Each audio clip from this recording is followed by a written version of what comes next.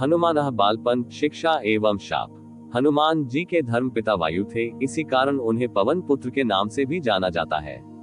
बचपन से ही दिव्य होने के साथ साथ उनके अंदर असीमित शक्तियों का भंडार था। बालपन में एक बार सूर्य को पका हुआ फल समझकर उसे खाने के लिए उड़कर जाने लगे। उसी समय इंद्र ने उन्हें रोकने के प्रयास में वज्र से प्रहार कर दिया। वज्र के प्रहार के कारण बालक हनुमान की ठुड्डी टूट गई और वे मूर्छित होकर धरती पर गिर गए।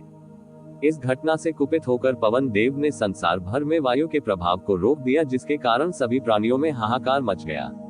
वायु देव को शांत करने के लिए अंततः इंद्र ने अपने द्वारा किए गए वज्र के प्रभाव को वापस ले लिया। साथ ही साथ अन्य देवताओं ने बालक हनुमान को कई वरदान भी दिए। यद्यपि वज्र के प्रभाव ने हनुमान की ठुड्डी पे कभी ना मिटने वाला चिन्ह छोड़ दिया।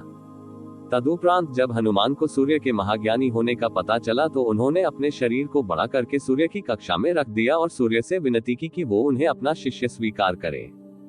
मगर सूर्य ने उनका अनुरोध ये कहकर अस्वीकार कर दिया कि चूंकि वो अपने कर्म स्वरूप सदैव अपने रथ पे भ्रमण करते रहते हैं, अतः हनुमान प्रभावपूर्ण तरीके से शिक्षा ग्रहण नहीं कर पाएंगे। सूर्य देव की बातों से विचलित हुए बिना हनुमान ने अपने शरीर को और बड़ा करके अपने एक पैर को पूर्वी छोर पे और दूसरे पैर को पश्चिमी छोर पे रखकर पुनः सूर्य देव से विनती की और अंततः हनुमान के सतात्य दृढ़ता से प्रसन्न होकर सूर्य ने उन्हें अपना शिष्य स्वीकार कर लिया। तदोपरांत हनुमान ने सूर्य देव के साथ निरंतर भ्रमण करके अपनी शिक्षा ग्रहण की। शिक्षा पूर्ण होने के उपरांत हनुमान ने सूर्य देव से गुरु दक्षिणा लेने के लिए आग्रह किया, परंतु सूर्य देव ने ये कहकर मना कर दिया कि तुम जैसे समर्पित शिष्य को शिक्षा प्रदान करने में मैंने जिस आनंद की अनुभूति की है वो किसी गुरु दक्षिणा से कम नहीं है। परंतु हनुमान के पुनः आग्रह करने पर सूर्य देव ने गुरु दक्षिणा स्वरूप हनुमान को सुग्रीव की सहायता करने की आज्ञा दे दी। हनुमान के इच्छानुसार सूर्य देव का हनुमान को शिक्षा देना सूर्य देव के अनंत, अनादि, नित्य, अविनाशी और कर्म साक्षी होने का वर्णन करता है।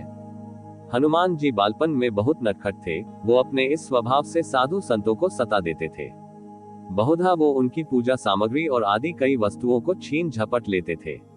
उनके इस नटखट स्वभाव से रुष्ट होकर साधुओं ने उन्हें अपनी शक्तियों को भूल जाने का एक लघु शाप दे दिया।